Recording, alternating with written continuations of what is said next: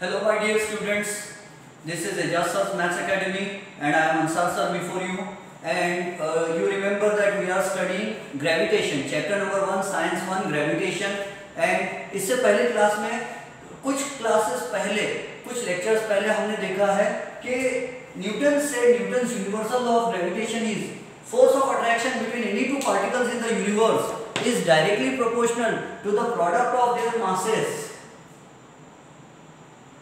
m1 and m2, and the force of gravitation is inversely proportional to the square of the distance between the particles.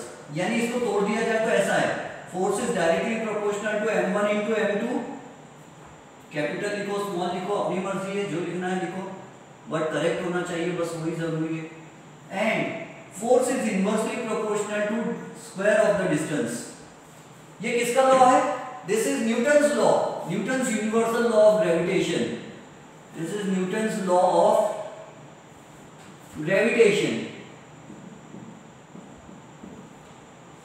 आजकल तो modern physics जो है ना, वो बोलता है न्यूटन का लॉ भी गलत हो गया, बोलता है जैसा जैसा नया आते जा रहा है, पुराने तो सब गलत हो रहा, नया कुछ ना कुछ हो रहा.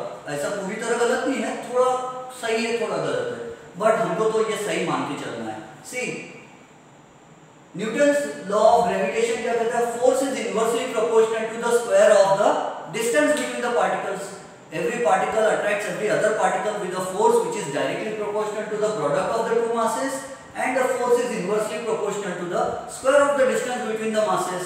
अब इसमें एक चीज ये बताओ कि न्यूटन को ये कहां से पता चला कि force is inversely proportional to the square of the distance.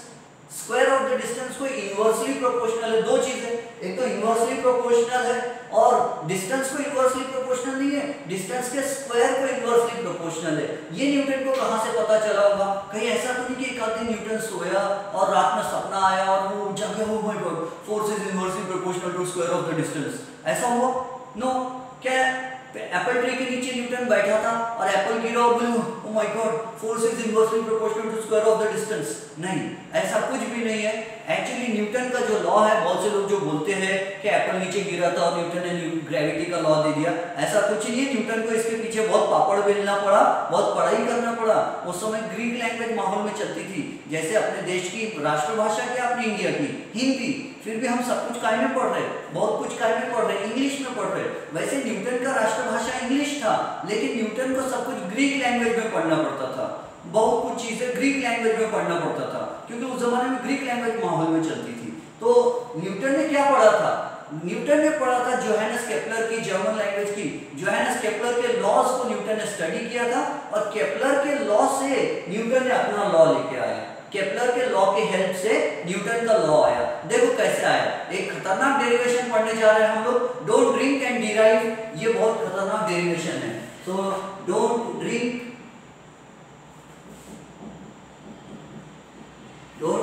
And derive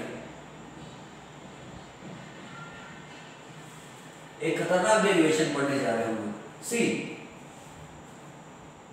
अब इसमें थोड़े एक दो चीजें मैं आपको नहीं बता देता हूं. सबसे पहली बात तो ये याद रखो, सेंट्रीपेटल फोर्स क्या और सेंट्रीफ्यूगल फोर्स क्या, ये हम पढ़ चुके हैं, है ना. सेंट्रीपेटल फोर्स क्या कहता है? हर गोल घूमने वाली चीज को एक फोर्स है जो बाहर खींच लेता है. उस फोर्स को क्या बोलते हैं? Centrifugal force. इसका एग्जांपल बताओ. आप मेरी को राउंड में बैठे झूले में, झूला गोल गोल गोल गोल गोल गोल घूम रहा, आपने सीट बेल्ट नहीं बांधे तो क्या होगा? आप सीधे उड़ के अपने मम्मी पापा के गोद में चले जाएंगे, उड़ जाएंगे. आपको किसने फेंका? सेंट्रीफ्यूगल फोर्स ने बाहर फेंक दिया. एक सीलिंग फैन है, सीलिंग फैन पे आपने कॉइन रख दिए ब्लेड के ऊपर और सीलिंग फैन का स्विच ऑन कर दिया, फैन गोल गोल गोल गोल घूम रहा, कॉइन ऊपर उड़ के भाग गया. कॉइन को किसने फेंका? सेंट्रीफ्यूगल फोर्स ने. ये देखो और एक एग्जांपल, ये है एक bucket. This is a bucket, ठीक है. बकेट में आधी बकेट पानी भरा हुआ है और मैंने रस्सी से बकेट को बांध दिया और वर्टिकल सर्कल में घुमाया. मैंने बकेट को गोल गोल घुमाया और जब बकेट ऊपर चली गई तो बकेट में क्या है? Water. The bucket is filled with water. अब ये वाटर पर ग्रेविटेशनल फोर्स एक्ट हो रहा है, ग्रेविटेशनल फोर्स एक्ट हो रहा, फिर भी पानी गिर रहा क्यों नहीं? मैं फास्ट में वर्टिकल सर्कल में बकेट को घुमा रहा हूं गोल गोल गोल गोल गोल गोल ऐसा, तो पानी नीचे क्यों नहीं गिर रहा? क्योंकि पानी को इधर सेंट्रीफ्यूगल फोर्स खींच रहा है, सेंट्रीफ्यूगल फोर्स। सेंट्रीफ्यूगल फोर्स पानी के ऊपर खींच रहा है और ग्रेविटेशनल फोर्स नीचे खींच रहा है। कौन सा फोर्स ज्यादा है? तो एरो किसके ज्यादा है? सेंट्रीफ्यूगल फोर्स के एरोस मैंने ज्यादा बनाया, इसका मतलब सेंट्रीफ्यूगल फोर्स की वैल्यू ज्यादा है और ग्रेविटेशनल फोर्स की वैल्यू कम है, इसलिए पानी के ऊपर फोर्स लग रहा, इसलिए पानी नीचे नहीं गिर रहा। तो हर गोल घूमने वाली चीज को एक फोर्स है जो बाहर की तरफ खींचता है और वो बाहर की तरफ खींचने वाले फोर्स को बोलते हैं सेंट्रीफ्यूगल फोर्स। ये हम पुराने लेक्चर में भी पढ़ चुके हैं, ठीक है। अब दूसरी बात, उसी तरह से ये देखो, ये है न्यूक्लियस और हाइड्रोजन एटम में न्यूक्लियस में क्या रहता है? प्रोटॉन। और ये क्या है? इलेक्ट्रॉन। इलेक्ट्रॉन क्या कर रहा? न्यूक्लियस के गोल गोल गोल गोल घूम रहा। अब हर गोल घूमने वाली चीज को एक फोर्स है जो बाहर खींच लेता है ना। तो हर गोल घूमने वाली चीज को सेंट्रीफ्यूगल फोर्स बाहर खींच लेता है, सेंट्रीफ्यूगल फोर्स बाहर खींच लेता है। तो इलेक्ट्रॉन भाग क्यों नहीं जाता न्यूक्लियस को छोड़ के, है ना? ये आयंस क्यों नहीं बन जाते? पूरे एटम के पूरे इलेक्ट्रॉन भाग क्यों नहीं जाते दुनिया भर के एटम्स में से? वो इसलिए नहीं भागते क्योंकि पॉजिटिव और नेगेटिव चार्जेस एक दूसरे को अट्रैक्ट कर रहे हैं और जो फोर्स सेंटर की तरफ अट्रैक्ट करता है उसको कहते हैं सेंट्रीपेटल फोर्स। उस फोर्स का नाम क्या होता है? Centripetal force. जो फोर्स बाहर खींचता है वो सेंट्रीफ्यूगल फोर्स, जो फोर्स अंदर खींचता है उसको क्या बोलते हैं? Centripetal force. जो बाहर खींचता है वो सेंट्रीफ्यूगल और जो अंदर खींचता है वो सेंट्रीपेटल। जो बाहर खींचता है वो सेंट्रीफ्यूगल और जो अंदर खींचता है वो सेंट्रीपेटल, ठीक है। कौन सा फोर्स ज्यादा रहता है? सेंट्रीफ्यूगल ज्यादा या सेंट्रीपेटल ज्यादा? तो रिमेंबर, दोनों की वैल्यू इक्वल रहती है लेकिन डायरेक्शन अपोजिट रहता, तो दोनों एक दूसरे को कैंसिल कर देते। अगर सेंट्रीपेटल ज्यादा हो जाता तो इलेक्ट्रॉन न्यूक्लियस में आके गिर जाता था इधर, सेंट्रीफ्यूगल ज्यादा होता तो इलेक्ट्रॉन उधर भाग जाता था। लेकिन दोनों का फोर्स बैलेंस हो जाता है, इसलिए इलेक्ट्रॉन ना इधर जाता ना इधर जाता, अपने तीसरे रास्ते में जाता है। बात समझ में आ रहा? अब सेंट्रीपेटल फोर्स का फॉर्मूला क्या है? सेंट्रीपेटल फोर्स या सेंट्रीफ्यूगल फोर्स, बाहर की तरफ खींचने वाला फोर्स किस पर डिपेंड करता है? तो उसका फॉर्मूला mv²/r। सेंट्रीपेटल फोर्स का फॉर्मूला मैग्नीट्यूड और सेंट्रीफ्यूगल फोर्स का मैग्नीट्यूड, दोनों का मैग्नीट्यूड, दोनों की वैल्यू एक जैसी आती है। सेंट्रीफ्यूगल फोर्स की और सेंट्रीपेटल फोर्स की डायरेक्शन ऑपोजिट होती है लेकिन दोनों का जो मैग्नीट्यूड होता है, दोनों की जो वैल्यू होती है वो सेम रहती है। अच्छा, मान लो आपने एक रस्सी से पत्थर बांधे और ऐसा वर्टिकल सर्कल में गोल गोल गोल गोल घुमा रहे हैं। अगर आपने मास बढ़ा कर दिए, पहले 50 ग्राम पत्थर बांधे थे, 50 ग्राम रस्सी से 50 ग्राम का पत्थर और घुमा रहे, तो आपके हाथ पे बाहर की तरफ एक फोर्स लग रहा है जो आपको बाहर खींच रहा है, वो सेंट्रीफ्यूगल फोर्स है। ज्यादा ताकत से नहीं खींचेगा वो सेंट्रीफ्यूगल फोर्स, क्योंकि मास सिर्फ 50 ग्राम रखे आपने। अगर आपने 2 किलो की ईंट ले ली, ब्रिक 2 किलो की, और रस्सी से बांधकर उसको गोल गोल गोल गोल घुमाए तो क्या होगा मालूम है? आप खुद ऐसे ऐसे गोल घूमेंगे इधर उधर, आप है ना लड़खड़ाएंगे, क्योंकि मास ज्यादा हो जाए तो सेंट्रीफ्यूगल फोर्स भी ज्यादा हो जाता है। न्यूमरेटर और न्यूमरेटर में क्या रहता? डायरेक्टली प्रोपोर्शनल रिलेशन रहता। मास ज्यादा तो सेंट्रीफ्यूगल फोर्स, बाहर खींचने वाला फोर्स ज्यादा। अच्छा, वेलोसिटी, एक किलो की या 2 किलो की ईंट ले लो, उसको धीरे धीरे घुमाओ तो देखो ज्यादा फोर्स बाहर खींचता है क्या? या तो फास्ट घुमाओ तो कौन बाहर फोर्स ज्यादा खींचेगा?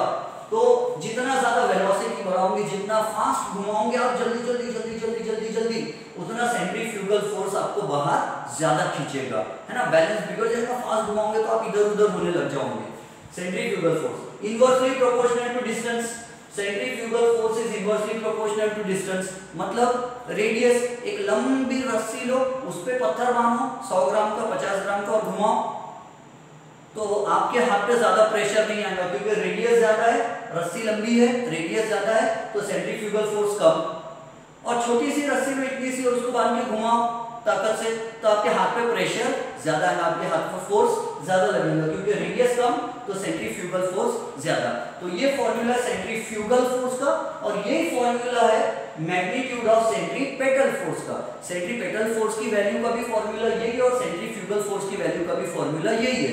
अपनी टेक्स्ट बुक में सेंट्रीफ्यूगल वर्ड आया नहीं है, नॉलेज के लिए मैंने आपको समझाया, क्योंकि सेंट्रीफ्यूगल समझ गए तो सेंट्रीपेटल भी जल्दी समझ में आता है। सेंट्रीफ्यूगल बाहर खींचता है तो सेंट्रीपेटल अंदर खींचता है। अब यहाँ देखो सेंट्रीपेटल फोर्स का फॉर्मूला क्या है? mv²/r। इसका प्रूफ क्या है? ये फॉर्मूला आया कहां से? ये हमारी टेक्स्ट बुक में नहीं दिया है। हमारी टेक्स्ट बुक बोलती दिमाग खराब मत करो अपना, अच्छे से सिर्फ ये याद कर लो बोलती। इसका प्रूफ कौन सी क्लास में दिया है? 11th स्टैंडर्ड में फिजिक्स में दिया हुआ है। इसका प्रूफ कहाँ दिया है? 11th स्टैंडर्ड के फिजिक्स में इसका प्रूफ दिया हुआ है। ठीक है, ये फॉर्मूला कैसे डिराइव करते, उसका प्रूफ कैसे आता है, ये 11th स्टैंडर्ड में फिजिक्स में दिया हुआ है। जब मैं 11th स्टैंडर्ड वालों को फिजिक्स पढ़ाता हूँ तो मैं ये फॉर्मूला उनको डिराइव करके बताता हूँ कहाँ से आया। लेकिन आप लोगों के सिलेबस में ही नहीं है, आपकी बुक में ही नहीं है, तो हम ये डिराइव नहीं करेंगे। तो आपको एक काम करना है, आपको याद रखना है कि सेंट्रीपेटल फोर्स का फॉर्मूला है mv²/r। याद रहेगा आपको? Very good. हमारे डेरिवेशन का नाम क्या है? Force is inversely proportional to square of distance, ये न्यूटन ने कहा था। और न्यूटन को ये कहां से पता चला? तो न्यूटन को ये केपलर के लॉ से पता चला। किसके लॉ से? केपलर के लॉ से। अब केपलर का लॉ क्या बोलता है देखो,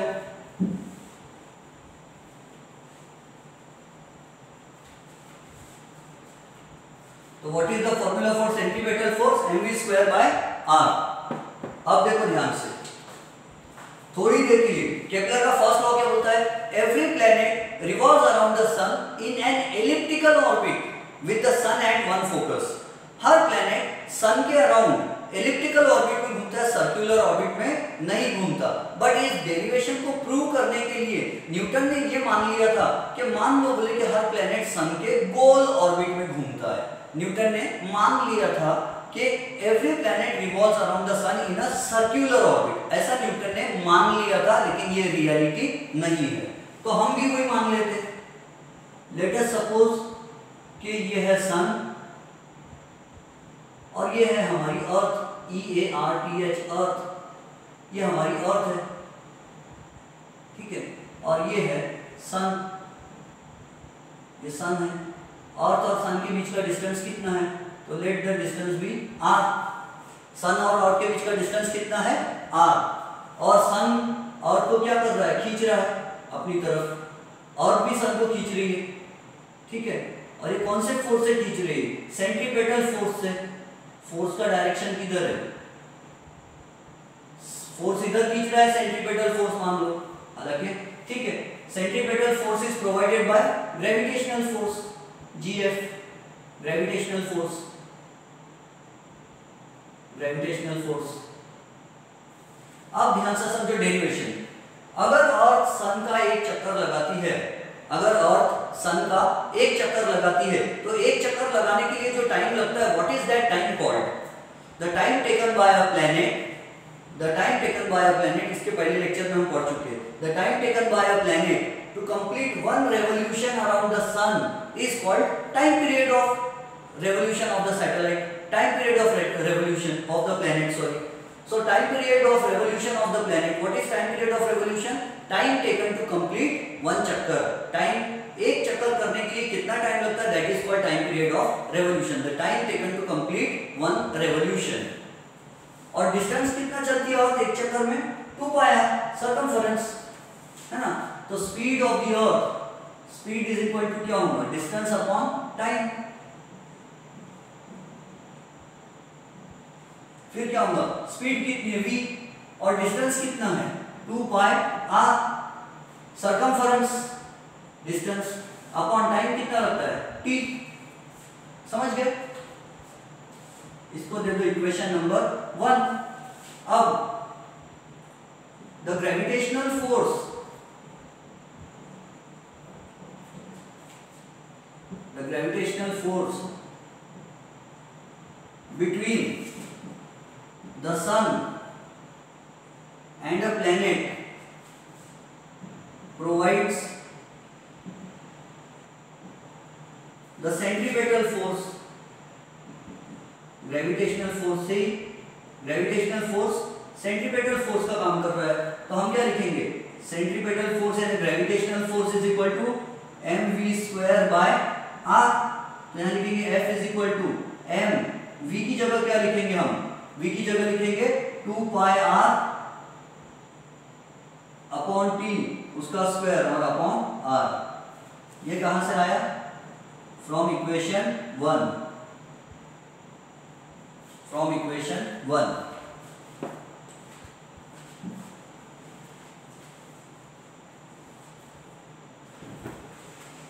from equation 1।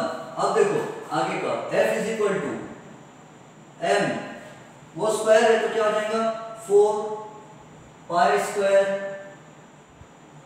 r square upon t square upon r, कुछ नहीं नीचे मतलब सबका मालिक एक इज इक्वल टू f, तो ये जाएगा f इज इक्वल टू क्या हो जा रहा है 4 pi square m r square upon t square into r, f is equal to एक r कैंसिल हो रहा है, ये r स्क्वायर कैंसिल होगा और ये r कैंसिल हो जाएंगे, तो यहाँ बचेगा 4 pi square m r upon t square. ठीक है, नाउ इसको इक्वेशन 2 दे सकते हैं आप, equation 2। Now Kepler's third law of motion, third law of planetary motion, Kepler's third law of planetary motion says, क्या बोलता है केपलर का third law of planetary motion, T square is directly proportional to r cube.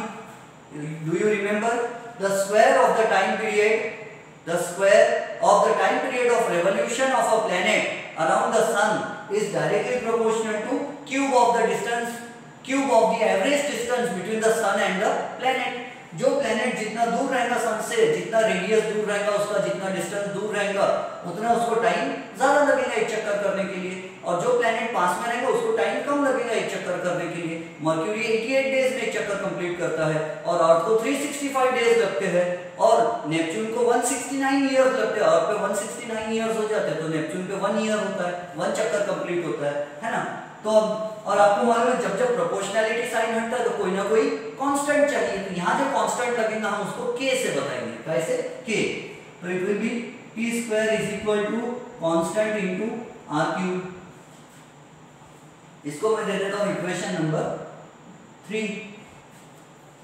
चलो यहाँ तक लिख लो जल्दी, इसके आगे का फिर समझाता हूँ मैं।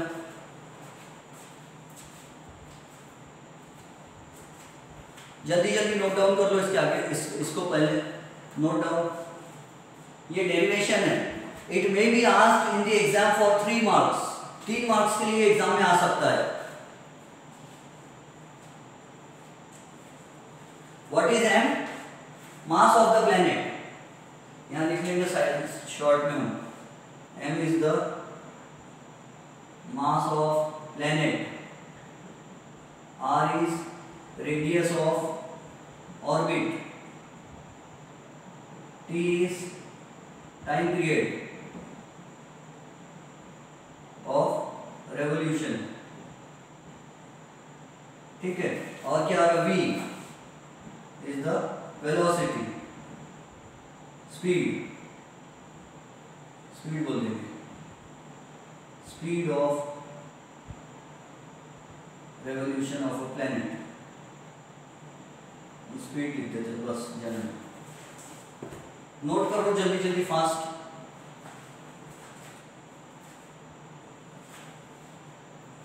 F क्या है, F is centripetal force which is equal to gravitational force.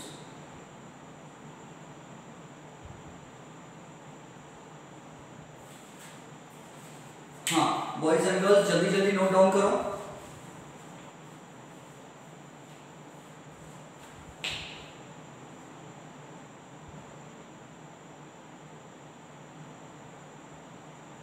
पहले हमने इधर का लिखा फिर उधर का लिखा हमने।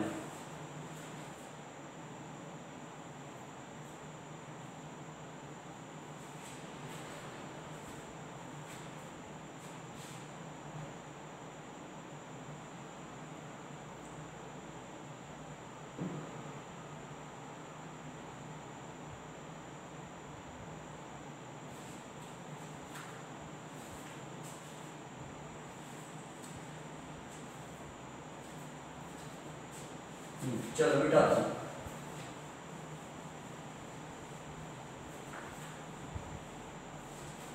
अब वो स्टेप्स को देखो, हम फ्रॉम इक्वेशन 2 एंड 3 क्या करेंगे? फ्रॉम इक्वेशंस 2 एंड 3, 2 एंड 3 से क्या लिखेंगे हम? f इज इक्वल टू, या put the value of T square लिख देता, इसको इक्वेशन नंबर नहीं देते, ऐसा लिख देते, put the value of T square in equation 2, तो क्या हो जाएगा? इन इक्वेशन 2 तो ये हो जाएगा f is equal to 4 pi square m r upon k into r cube. So f is equal to क्या होगा? 4 pi square m upon k into r upon r cube, तो क्या हो जाएगा? 1 upon r square. f is equal to 4 की value constant, पाई की value constant, मास गोल घूमते समय मास में चेंज नहीं आता, mass is constant, k is constant, यहां लिख देंगे where k is constant, k is constant. तो अब क्या होगा? ये होगा f is equal to constant into 1 upon r square. और जब भी कोई चीज कांस्टेंट इंटू आर स्क्वायर रहती है तो उसको ऐसा भी लिख सकते हैं, f is directly proportional to 1 upon r square. Newton derived this equation, Newton derived this relation यानी formula from Kepler's law of planetary motion। चलो ये भी नोट कर लो, डेरिवेशन खत्म हो गया।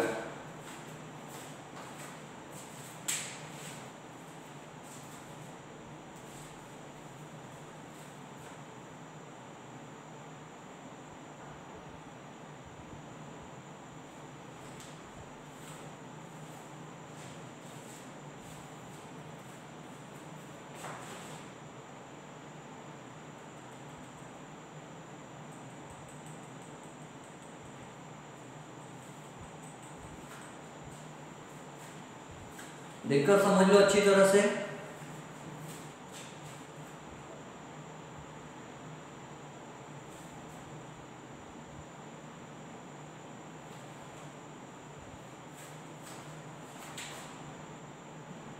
This is mass of planet, मैंने प्लांट लिख दिया गलती से।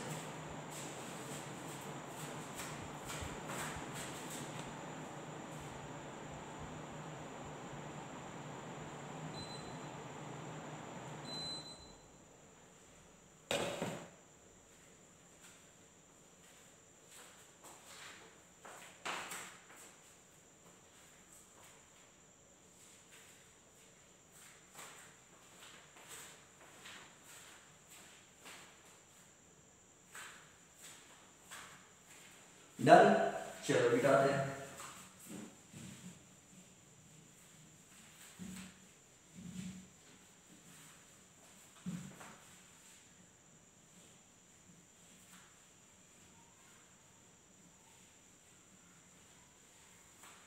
Now we will solve one question given in the exercise in the textbook। Text book में एक क्वेश्चन दिया है, एक प्रूफ दिया है, वो हम प्रूफ वो डिराइव करके, प्रूफ नहीं है, हाँ सॉरी प्रूफ है वो, तो हमको उसको प्रूव करके दिखाना है, ठीक है। और वो क्वेश्चन नंबर कौन सा है, मैं क्या लिखूं? क्वेश्चन ही लिख देता हूं।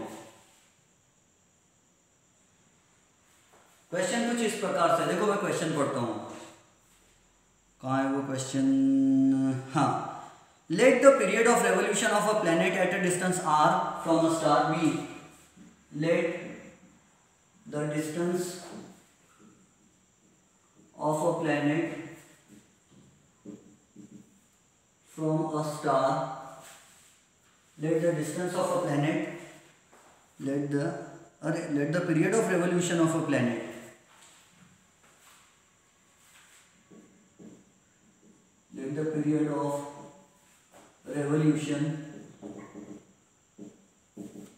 of a planet, let the period of revolution of a planet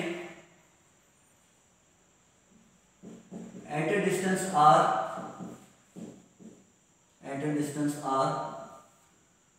from a star be t. Prove that if it was at a distance of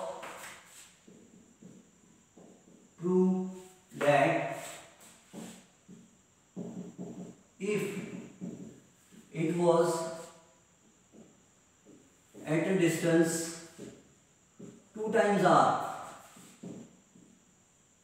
from the star, then its period of revolution would be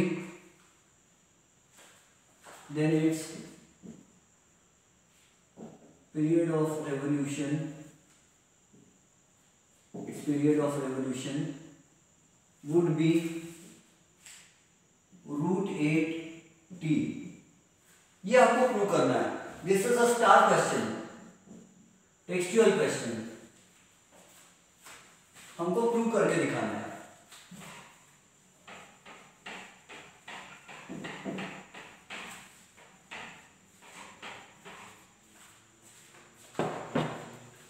तो चलो सी, this is the star और एक planet का distance कितना है r है और इसका टाइम पीरियड कितना है t है. ठीक है, ये इतना है. अगर यही डिस्टेंस r न होते हुए, sorry, the distance is r, capital R, distance is r, time period कितना है t है. अगर इसका डिस्टेंस इतना है, इससे डबल कैसे करूंगा?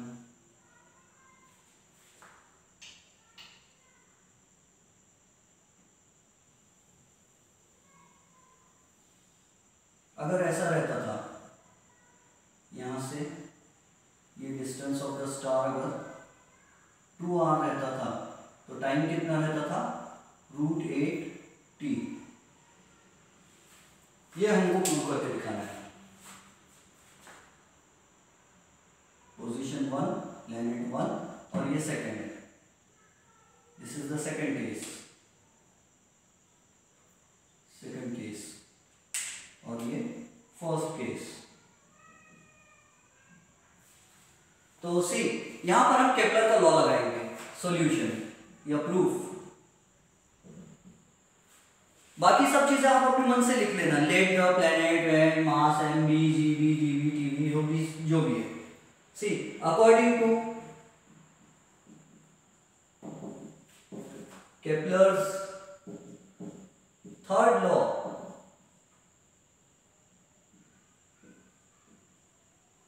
according to Kepler's third law of planetary motion,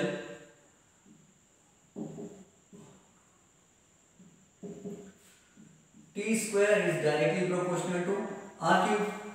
Case 1, for case 1, for first case,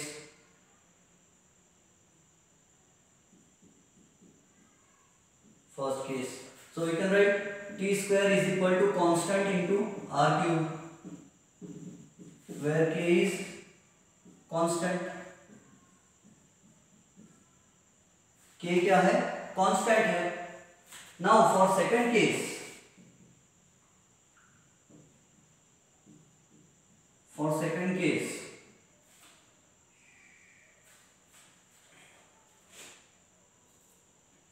इसको t1 बोल देते हैं. t1 square t1, this is t1 and यहां पर लिखेंगे t2 is equal to √8 times t1. For second case, t2 square is directly proportional to 2r cube या r2 cube लिख देते. इसको नाम क्या दे देते? इसको नाम दे देते हैं r2. r2 is 2 times r, t2 is √8 times t1. So T2 is equal to T2 square is directly proportional to R2 cube. So we can write T2 square is directly proportional to 2R cube, because since R2 is equal to 2 times R1, 2 times R, क्या इसको R1 लिख दूँ? R लिखते होंगे। R2 is equal to 2 times R, R1 लिख देता है, R1, यहाँ पे भी R1, this is R1, यहाँ पे भी अपन लिख देते हैं T1 R1। अब देखो हम सॉल्व करेंगे इसको आगे। T2 square is equal to constant, या T2 square is directly proportional to 2R cube, तो 2 का cube 8 into R2 cube। T2 square is directly proportional to 2 का क्यूब 8, यहाँ ऐसा लिख दो 2 cube into R2 का cube, 2 cube into R2 cube, तो ये हो जाएगा T2 square is directly proportional to 8 into R2 cube।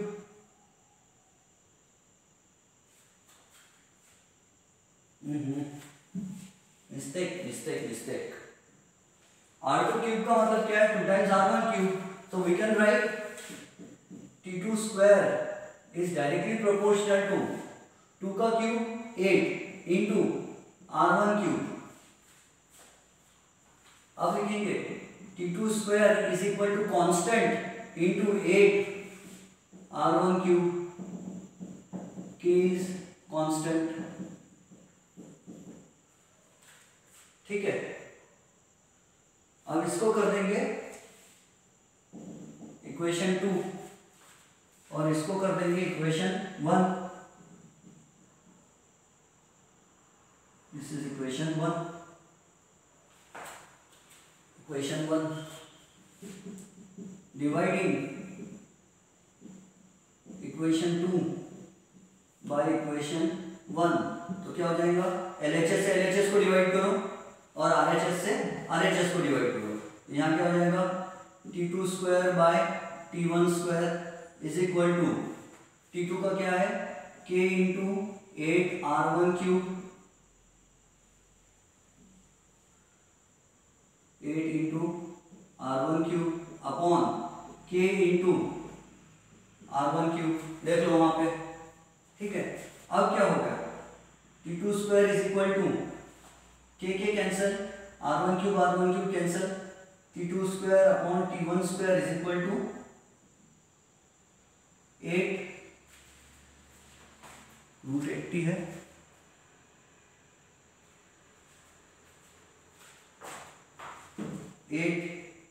बस 80 बचा है। अब क्या हो जाएगा? T2 square is equal to 8 into T1 square, taking square root on both sides, taking square root on both sides, क्या हो जाएगा फिर? T2 is equal to square root of 8 into T1। तो यही हो गया proof, hence proved.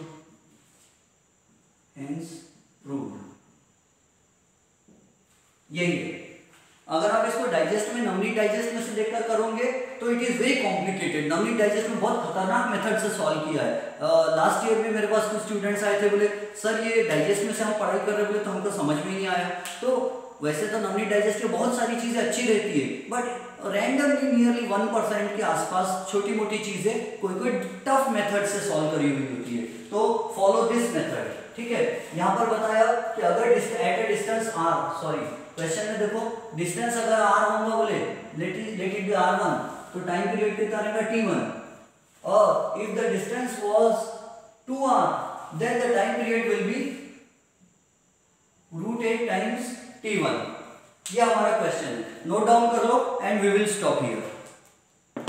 Thank you very much, have a nice time, happy lockdown, stay at home, stay safe, बाहर बिल्कुल घूमना नहीं, घर में रह के पढ़ाई करना और साइंस में 100 आउट ऑफ 100 मार्क्स स्कोर करने की पूरी तैयारी करना है।